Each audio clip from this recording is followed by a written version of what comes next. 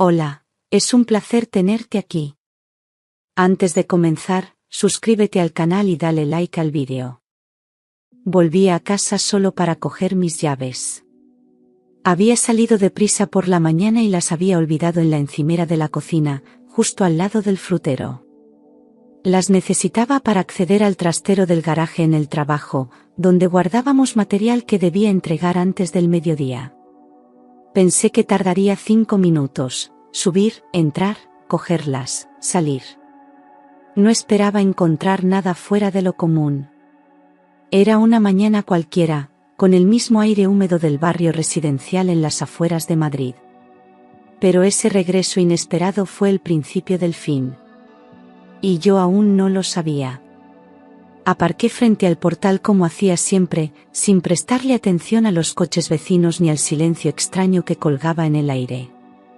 Subí las escaleras rápido, con el bolso a medio abrir, ya pensando en el correo acumulado del trabajo.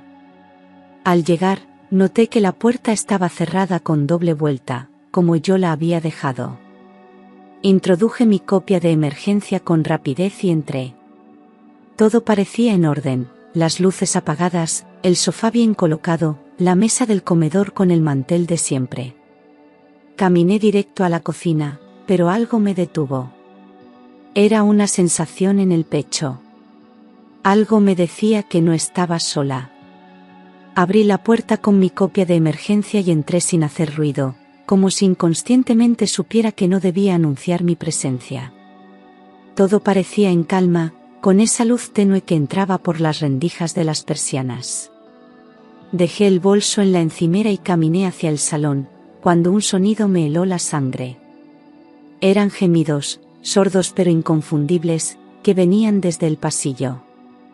Me quedé paralizada unos segundos, intentando racionalizarlo, diciéndome que podía ser la televisión, un audio en el móvil, cualquier cosa.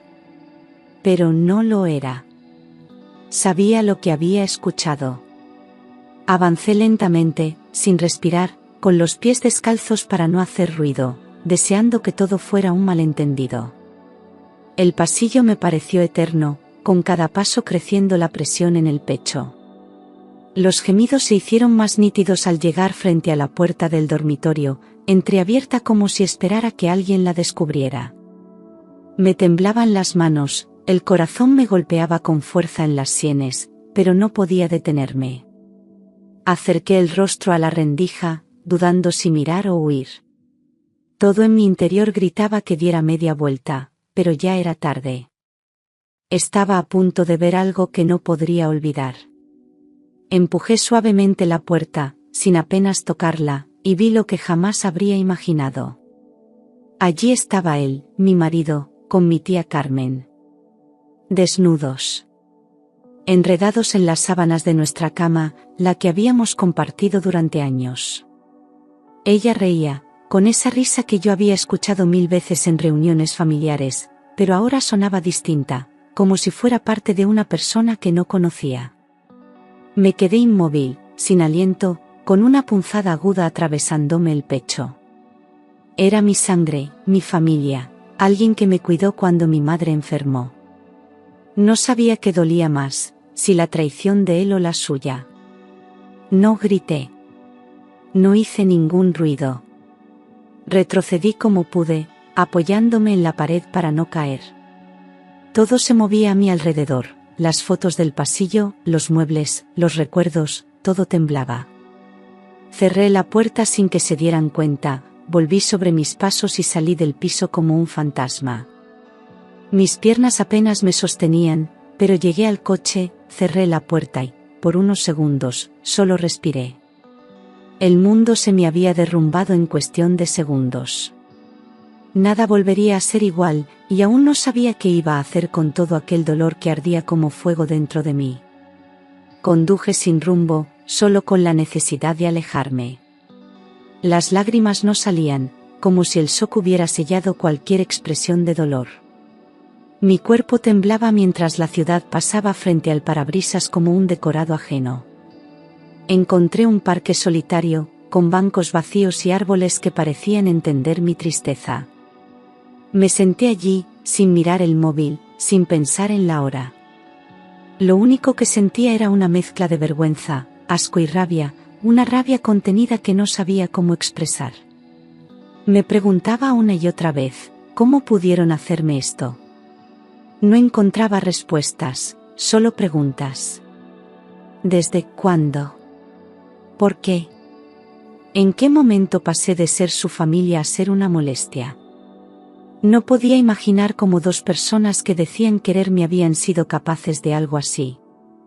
Cada recuerdo con Carmen me parecía ahora una mentira cuidadosamente construida.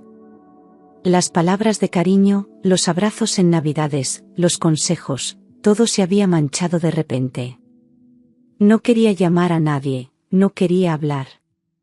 Necesitaba estar sola, pero sentía un vacío tan grande que el silencio se hacía insoportable. Aquella noche cambió mi vida para siempre, y lo peor era que apenas estaba comenzando. Volví a casa horas después, cuando el sol ya se había escondido y las luces de las farolas dibujaban sombras alargadas en la calle. Aparqué en el mismo sitio de siempre, respiré hondo y subí las escaleras como si fuera un autómata. Abrí la puerta con calma, escuchando si había algún ruido, pero solo encontré silencio. Me duché como si fuera un día cualquiera, preparé la cena y me senté en el sofá a esperarle. Cuando llegó, sonrió, me dio un beso en la mejilla y me preguntó cómo había ido mi día. Yo asentí. Fingí. Porque él fingía también. Lo observé durante toda la cena. Hablaba de trabajo, de la niña, de cosas sin importancia. Y no vi ni un atisbo de culpa en su mirada. Solo una tranquilidad fría, como si nada hubiera pasado. Me dolía más su indiferencia que la traición en sí. Yo tenía que disimular, tragarme las lágrimas, disolver el temblor en las manos. No podía permitirme caer, no todavía. Aún no sabía qué haría, pero sí sabía que no lo enfrentaría sin pruebas. Mientras tanto, el veneno ya se había instalado en casa, invisible, pero letal. Los días siguientes fueron una mezcla de vigilancia silenciosa y dolor mudo. Me levantaba temprano, preparaba el desayuno, llevaba a la niña al colegio y me iba a trabajar como siempre. Pero mis sentidos estaban alerta a cada gesto, cada palabra, cada movimiento de él. Empecé a notar cosas pequeñas, una camisa fuera de sitio, un perfume que no era mío, mensajes que llegaban y él no respondía delante de mí. Las excusas se volvieron frecuentes, reuniones, cenas con compañeros, llamadas que atendía en la terraza para que no lo oyera. Todo me hacía sospechar más. Y yo sonreía. Mantenía la compostura como si mi mundo no estuviera desmoronándose por dentro. Le preguntaba cosas con tono neutro, fingía interesarme por su trabajo, todo para no levantar sospechas. Pero cada día dolía más compartir el desayuno con alguien que sabía que me estaba mintiendo. Me sentía atrapada en una película en la que yo era la única que conocía el guión real. En las noches, cuando él dormía, lloraba en silencio en el baño. Pero no me iba a romper. Estaba esperando. Planeando. Porque en esta historia, yo aún no había dicho mi última palabra. Una tarde, después de dejar a la niña en casa de una amiga, decidí comprobar todo. Busqué en los bolsillos de su chaqueta, revisé el historial del navegador en su portátil y encontré lo que temía. Había conversaciones con Carmen desde hacía meses. Quedaban en mi propia casa, durante mis horas de trabajo, aprovechando mi rutina para no levantar sospechas. Ella incluso había mentido para quedarse con mi hija alguna vez, diciendo que yo tenía que ir al médico o hacer una gestión urgente. Todo era una farsa construida con calma, con precisión, a espaldas de todos. Las fechas coincidían con los días que él decía tener reuniones fuera. Las excusas de Carmen también cuadraban con aquellos momentos. Me costaba entender cómo habían llegado tan lejos sin remordimiento. Lo que más me destrozó fue ver mensajes donde se burlaban de mi ingenuidad, como si confiar fuera una debilidad. En ese instante, supe que ya no había vuelta atrás. La herida era profunda, pero mi dignidad seguía intacta. Ya no se trataba solo de una traición amorosa, sino de una traición humana. Y yo no iba a perdonar ni a olvidar. No se lo conté a nadie. A pesar de la angustia que me devoraba por dentro, decidí guardar silencio. Mi familia adoraba a Carmen desde siempre, era la tía generosa, la que traía regalos a los sobrinos, la que ayudaba cuando mi madre estaba enferma. ¿Quién me iba a creer sin pruebas? Pensarían que exageraba, que estaba confundida o paranoica. Y él, mientras tanto, seguía interpretando el papel de marido ejemplar, atento con nuestra hija, amable en las comidas familiares, educado hasta el detalle. Todo estaba tan bien construido que desmontarlo requería algo más que palabras. Aprendí a convivir con la rabia en silencio, a sonreír por compromiso y a morderme la lengua cuando Carmen me mandaba mensajes cariñosos fingiendo preocupación. Me observaba desde fuera, como si mi vida fuera una serie y yo solo pudiera mirar sin intervenir. Cada visita, cada conversación familiar era un ejercicio de contención emocional. Me dolía ver cómo mi madre hablaba de Carmen con cariño, cómo mi hermano aún confiaba en ella. Sentía que si hablaba antes de tiempo, me quedarían como la loca. Así que me prometí no actuar sin pruebas. Si quería que la verdad saliera a la luz, tendría que demostrarla. Una tarde, mientras él se duchaba, encendí el portátil del despacho. No sabía exactamente qué buscaba, pero algo dentro de mí me empujó a hacerlo. Y ahí estaba, había olvidado cerrar su sesión de correo. Entré con el corazón en un puño, temblando, y empecé a leer. Uno de los correos más recientes lo cambió todo. Él y Carmen hablaban abiertamente de irse juntos a Galicia. Planeaban pedirme el divorcio cuando él consiguiera la mitad de la casa. Lo llamaban transición tranquila, como si yo fuera una molestia a resolver. Me dolió especialmente ver cómo hablaban de nuestra hija, como si fuera un trámite más dentro de su nueva vida. Querían evitar escándalos, por la imagen, como si todo fuera una cuestión de apariencias. Cerré el portátil de golpe, sintiendo una mezcla de náuseas y furia. Ya no era solo la infidelidad, era una conspiración a plena luz, fría, organizada. No solo me estaban traicionando en lo íntimo, sino también en lo legal, en lo patrimonial, en todo. Por primera vez sentí que no podía seguir fingiendo. Si quería protegerme, tenía que actuar antes de que lo hicieran ellos. Al día siguiente pedí cita con un abogado especializado en derecho de familia. Le conté todo sin omitir detalle, aunque me temblaba la voz al hablar. Él me escuchó con calma y profesionalidad, y me explicó cómo funcionaban las cosas legalmente. Al estar casados en régimen de gananciales, mi marido tenía derecho a la mitad de todos los bienes adquiridos durante el matrimonio, salvo que existieran pruebas claras de engaño que afectaran a la convivencia. Me rompió saber que en España, la infidelidad no tenía peso jurídico para anular acuerdos económicos. Pero no todo estaba perdido.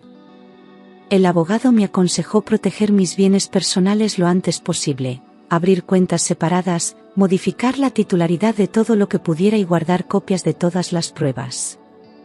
Me advirtió que no actuara impulsivamente, que debía ser estratégica si quería salir de aquello con dignidad y justicia. Salí de la consulta con la cabeza llena de planes y el corazón aún más dolido. Sentí que ya no podía confiar en nadie más que en mí misma. Pero también supe que, por fin, había dado el primer paso hacia mi defensa.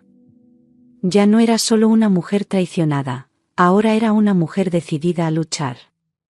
Esa misma tarde, abrí una nueva cuenta bancaria solo a mi nombre. Lo hice en una sucursal diferente, con otra entidad, lejos de las que usábamos en común. Transferí poco a poco mis ahorros, sin movimientos bruscos que pudieran levantar sospechas. Cancelé las tarjetas conjuntas alegando motivos de seguridad y solicité duplicados solo a mi nombre. Empecé a revisar recibos, contratos, suscripciones, cualquier cosa que pudiera estar a nombre de los dos. También guardé copias de todo en un USB cifrado, escondido en casa de una amiga.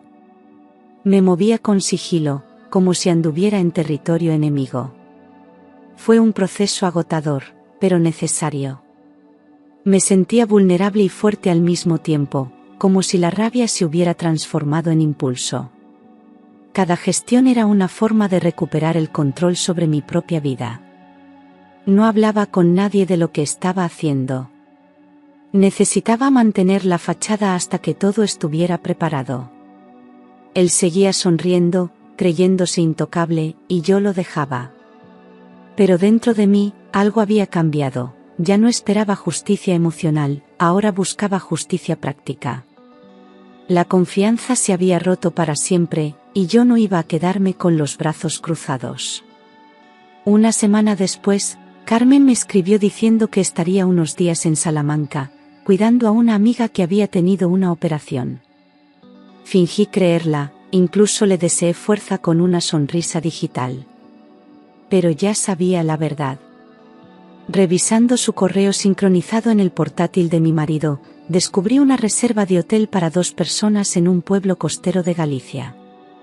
Las fechas coincidían exactamente con su supuesta ausencia. Tenían todo planeado: escapada de 3 noches, habitación doble con desayuno, coche de alquiler. Pensaban que nadie lo sabría, que podían seguir viviendo en su mentira. Ese hallazgo me revolvió el estómago, pero también me dio una certeza: ya no bastaba con palabras. Necesitaba pruebas irrefutables, imágenes, hechos. Así que preparé todo en silencio. Anoté las fechas, el nombre del hotel, la hora estimada de llegada. Me dolía pensar en lo que iba a ver, pero lo necesitaba. Ya no por venganza, sino por mí. Por no permitir que siguieran riéndose a mis espaldas mientras me robaban todo: el respeto, la familia, la estabilidad. Esta vez no iba a permitir que se salieran con la suya. Llamé a Clara, una amiga de la infancia que ahora trabajaba como agente de policía. Le conté lo justo, sin dar demasiados detalles personales, solo que necesitaba consejo. Ella, por ética, no podía implicarse directamente, pero me recomendó a un detective privado de confianza. Le contacté al día siguiente y acordamos una reunión. Le entregué todos los datos: nombres, fechas, el hotel en Galicia, la matrícula del coche de alquiler. Él me escuchó sin interrumpir, como si supiera que aquella historia no era tan excepcional como parecía. Me aseguró que podía conseguir lo que necesitaba. Durante 3 días viví con el corazón encogido, revisando compulsivamente el móvil, esperando una señal. La espera fue angustiosa, pero también liberadora. Por fin estaba haciendo algo concreto. Me refugié en mi rutina, llevando a mi hija al colegio, trabajando con normalidad, mientras por dentro me preparaba para el golpe final. El detective me avisó que tenía material suficiente y que me lo entregaría todo en mano. Aquella noche, antes de dormir, supe que estaba a punto de recuperar el control de mi historia. La trampa estaba tendida, y esta vez, no era yo quien iba a caer. Recibí el sobre 2 días después, en una cafetería discreta del centro. El detective llegó puntual, me saludó con respeto y colocó los documentos sobre la mesa sin una palabra de más. Al abrirlo, lo vi todo: fotos de ellos entrando juntos en el hotel, caminando de la mano por el paseo marítimo, besándose en una terraza al aire libre sin preocuparse de nada. Eran imágenes nítidas, irrefutables, que destrozaban cualquier intento de negación. Cada fotografía era como una bofetada directa al alma, pero también una prueba necesaria. Por fin tenía lo que necesitaba para enfrentar la verdad con hechos. Cerré el sobre con firmeza y supe que el siguiente paso estaba en mis manos. Aquella noche no dormí. Repasé cada imagen, cada detalle, una y otra vez. No era solo lo que hacían, sino la tranquilidad con la que lo hacían, la despreocupación absoluta por las consecuencias. Pensé en mi hija, en mi familia, en todo lo que habían pisoteado sin dudar. Me debatía entre el impulso de gritarles todo de golpe y la necesidad de mantener la estrategia. Pero la decisión ya estaba tomada. Él iba a ver esas fotos. Iba a saber que yo ya no era la mujer que él creía controlar. Y no porque necesitara una reacción suya, sino porque merecía mirar a la verdad directamente a los ojos. Esperé a que volviera del trabajo y lo cité en el salón, con el sobre encima de la mesa. Se sentó sin sospechar nada, con esa rutina de quien cree tener todo bajo control. Le extendí las fotos sin una palabra, mirándole fijamente. Las fue pasando en silencio, sin sorpresa, sin rubor, sin ni siquiera un suspiro. Al terminar, levantó la mirada y solo dijo: sabía que tarde o temprano te enterarías. Ninguna disculpa, ninguna explicación, ni una gota de arrepentimiento. Solo frialdad. Una indiferencia que dolía más que las imágenes. Me quedé observándole, esperando algo humano, algo que mostrara que aquello significaba algo para él. Pero no hubo nada. Me dijo que podíamos hablar del divorcio de forma civilizada, que no quería problemas ni dramas. Como si la destrucción de una familia pudiera tratarse como un contrato más. Me di cuenta en ese momento de que ya no quedaba nada entre nosotros. Ni respeto, ni afecto, ni siquiera tensión. Había dejado de importarle todo. Y yo, por primera vez en mucho tiempo, me sentí libre de amarle. Libre para acabar con todo sin mirar atrás. Días después, me pidió que no dijera nada a la familia. Que lo resolviéramos entre nosotros, con madurez, como si el silencio pudiera borrar meses de engaño. Y lo peor fue cuando sugirió quedarse en casa, por el bien de nuestra hija. Quería que yo aceptara compartir techo mientras él organizaba su nueva vida con Carmen, como si eso fuera lógico, como si yo no tuviera derecho a respirar sin su sombra al lado. Lo escuché en silencio, conteniendo las ganas de gritarle todo el desprecio que sentía. Me estaba tratando como a una figura decorativa en su vida, sin voz. Cuando terminó su discurso hipócrita, le miré con calma y le dije que tenía que marcharse esa misma noche. No le di opción. No le supliqué. Solo le señalé la puerta y le recordé que su ropa ya estaba preparada en bolsas junto al recibidor. Me preguntó si podía despedirse de la niña, y le dije que no era el momento. Cerré la puerta detrás de él con una mezcla de alivio y tristeza. No porque se fuera, sino porque por fin reconocía que lo había perdido mucho antes. Aquella noche dormí sola en mi cama, pero con la dignidad intacta. Reuní a mi familia en casa un domingo por la tarde, como si fuera una comida cualquiera. Preparé café, puse pastas en la mesa y esperé a que todos se sintieran cómodos antes de hablar. Les pedí que me escucharan sin interrumpir, que necesitaba contar algo importante. Empecé con calma, relatando los hechos sin exagerar, describiendo cómo descubrí la relación entre mi marido y Carmen. Al principio, nadie reaccionó. Mi madre fruncía el ceño, mi hermano me miraba con incredulidad, como si estuviera hablando de otra persona. Pero entonces saqué el sobre con las fotos y las dejé sobre la mesa. Hubo un silencio que lo llenó todo. Mi madre fue la primera en romperlo, se echó a llorar, llevándose las manos a la cara. No podía creer que su hermana le hubiera hecho algo así a su hija. Mi hermano, tras ver las imágenes, no dijo nada más. Se levantó de la mesa y salió de la casa sin despedirse. Fue como si la imagen de la tía buena se desmoronara en cuestión de segundos, dejando solo escombros emocionales. No sentí alivio, solo tristeza. Nunca quise llegar a eso, pero necesitaba que supieran la verdad. Carmen no solo me había traicionado a mí, había traicionado a todos.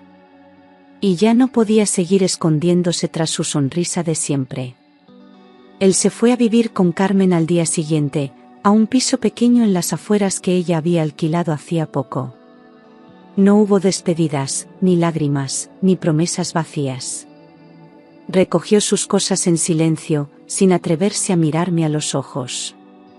Nuestra hija, aún pequeña, no entendía por qué papá ya no dormía en casa, pero yo intenté explicárselo con la mayor delicadeza posible. Carmen no volvió a llamarme. No hubo un mensaje, ni una disculpa, ni una justificación. Era como si pensara que, con haberse marchado, todo quedaba perdonado. Pero no era así. Yo me quedé en casa, con la custodia de mi hija y el peso de una soledad que no había elegido. La rutina seguía, pero todo tenía un sabor distinto, más frío, más serio, más real. Nadie apoyó su decisión. Ni mi madre, ni mis primos, ni mis tíos. La familia, que antes la veneraba, ahora la evitaba. Había perdido el respeto de todos, y lo peor era que ni siquiera parecía notarlo. Mientras tanto, yo seguía reconstruyendo los pedazos de mi vida, paso a paso, sin prisas. Sabía que la herida emocional aún sangraba, pero también sabía que cada día dolía un poco menos. Poco después iniciamos el proceso de divorcio. Fue largo, tenso y profundamente desgastante. Él quiso pelear por una pensión compensatoria y por la mitad de la casa, como si aún tuviera derecho a reclamar lo que destruyó. Pero mi abogado estaba preparado. Presentamos toda la documentación, incluidas las pruebas de su relación con Carmen, sus planes de mudanza y la gestión de sus cuentas. Aunque la infidelidad no pesara legalmente, su intento de ocultar bienes sí. Nos enfrentamos en varias audiencias, con abogados fríos, jueces impasibles y papeles que hablaban más que las palabras. El acuerdo final fue justo, yo me quedé con la casa, con la custodia completa de nuestra hija, y sin tener que pagarle nada. Él, resentido, firmó sin mirarme, como si todavía no entendiera que lo había perdido todo por su propia mano. Salí del juzgado con el alma agotada, pero con la frente en alto. Había peleado por lo mío con dignidad, sin venganza, solo con la verdad. El proceso me dejó cicatrices, pero también una certeza: nunca más dejaría que nadie decidiera por mí. La mujer que salió de aquel tribunal no era la misma que había llorado en un parque meses atrás. Era otra. Más fuerte. Más libre. Tras firmar el divorcio, no sentí alivio inmediato.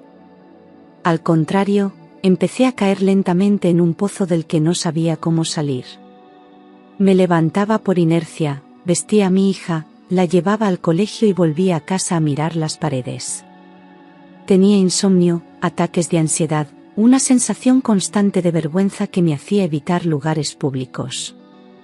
Me sentía observada, juzgada, como si todos supieran lo que había pasado. La traición me había dejado rota por dentro, pero lo que más dolía era la desconfianza en todo. Me costaba mirar a la gente a los ojos, incluso a quienes nunca me habían fallado. Me obligaba a sonreír por mi hija, a mantener la compostura delante de los demás, pero por dentro me estaba apagando. Había días en los que no comía, otros en los que lloraba en silencio durante horas sin saber por qué. Las noches eran eternas, y el silencio de la casa pesaba más que cualquier grito. Me preguntaba si algún día volvería a ser yo misma, si sería capaz de confiar, de amar, de vivir sin miedo. Todo lo que había pasado me había convertido en alguien que no reconocía. No era tristeza, era una pérdida total de sentido. Como si me hubieran arrancado algo esencial y no supiera cómo recuperarlo. Fue mi madre quien me convenció de ir a terapia. Al principio me resistí, convencida de que podía salir sola, que bastaba con tiempo. Pero acepté, más por cansancio que por esperanza. La psicóloga se llamaba Irene y, desde la primera sesión, supe que había hecho bien en acudir. Me miraba sin juicio, me escuchaba sin prisas, me hacía preguntas que removían todo lo que había enterrado. Empecé a hablar de cosas que nunca había dicho en voz alta, no solo de la traición, sino de mi miedo a no valer, de la culpa que no era mía y aún así cargaba. Las sesiones eran duras, pero necesarias. Poco a poco, empecé a entender que no era débil, que sobrevivir no era lo mismo que vivir. Recuperé rutinas sencillas, salir a caminar, volver a leer, hacer planes con mi hija sin sentir que fingía. Dejé de buscar explicaciones en el pasado y empecé a centrarme en el presente. Irene me ayudó a reconstruir mi identidad desde cero, sin necesidad de ser perfecta, solo real. Ya no quería esconder mis cicatrices, quería entenderlas. La terapia no borró el dolor, pero me enseñó a convivir con él sin que me consumiera. Por primera vez en mucho tiempo, respiraba sin miedo. Fue en una librería del centro, una tarde cualquiera. Estaba hojeando libros infantiles cuando escuché una voz conocida decir mi nombre. Era Pablo, un antiguo compañero de la facultad al que no veía desde hacía más de 10 años. Nos saludamos con esa mezcla de sorpresa y ternura que solo da el tiempo. Me contó que también estaba divorciado, que tenía un hijo de la misma edad que mi hija, y que vivía a pocas calles de mi casa. Acordamos tomar un café, sin expectativas, solo por ponernos al día. Y la conversación fluyó como si el tiempo no hubiera pasado. Hablamos de todo, del pasado, de nuestras hijas, del trabajo, de las cosas que habíamos perdido y de las que aún queríamos construir. Me hizo reír, algo que no recordaba haber hecho con sinceridad en meses. No hubo insinuaciones ni prisas, solo una presencia cálida, una compañía que no exigía nada. Cuando nos despedimos, me sentí ligera, como si algo dentro de mí se hubiera desbloqueado. No pensé en romance, ni en futuros compartidos. Solo en la posibilidad de volver a conectar con alguien sin miedo. Y esa posibilidad ya era un pequeño milagro. Después de aquel primer café con Pablo, empezamos a vernos con naturalidad, sin compromisos ni presiones. Tomábamos algo después del trabajo, paseábamos con los niños por el parque, compartíamos historias cotidianas que no necesitaban adornos. Él nunca me preguntó por mi ex ni por lo que había pasado, solo me escuchaba cuando yo decidía hablar. Me sentía segura a su lado, como si por fin pudiera soltar el peso que llevaba cargando sin darme cuenta. Pablo me hacía sentir vista, sin exigencias ni expectativas. Era paciente, respetuoso y tenía una calma que contrastaba con todo lo que había vivido antes. Con el tiempo, mi hija empezó a quererle. Le buscaba con la mirada, le contaba cosas que no me decía ni a mí, y se reía con él como no lo había hecho en meses. Aquello me emocionaba, pero también me asustaba. Temía volver a ilusionarme, temía abrir una puerta que ya me había hecho demasiado daño. Sin embargo, no podía negar que la casa tenía otra energía desde que él empezó a formar parte de nuestras rutinas. Había risas, había ternura, y sobre todo, había paz. No era un amor apasionado ni inmediato. Era algo mejor, un vínculo que se construía con cuidado, día a día, con verdad. Supe por una prima que Carmen estaba enferma. No dieron muchos detalles, solo que llevaba semanas sin salir de casa y que apenas respondía a los mensajes. Me sorprendió más su silencio que la noticia en sí. Ella, que siempre buscaba atención, ahora parecía haberse apagado. También supe que él la había dejado, que se había marchado con otra mujer más joven, alguien del trabajo. Al parecer, Carmen no lo vio venir. La historia se repitió, pero esta vez le tocó a ella. Y esta vez, nadie la defendió. La familia, que antes la adoraba, ahora no quería saber nada de su sufrimiento. Me llamó una sola vez, semanas después, pero no contesté. No por rencor, sino porque ya no tenía nada que decirle. Lo que destruyó entre nosotras era irreparable, y ni siquiera el abandono que ahora sufría le daba derecho a entrar de nuevo en mi vida. Escuché que vivía sola, que no tenía amigos, que evitaba aparecer en reuniones familiares. Era como si se hubiera borrado del mapa. No sentí alegría ni venganza, solo una tristeza lejana. Porque entendí que Carmen lo había perdido todo por algo que no valía nada. Y a veces, El peor castigo es vivir con esa certeza cada día. No guardaba odio, ni ganas de revancha.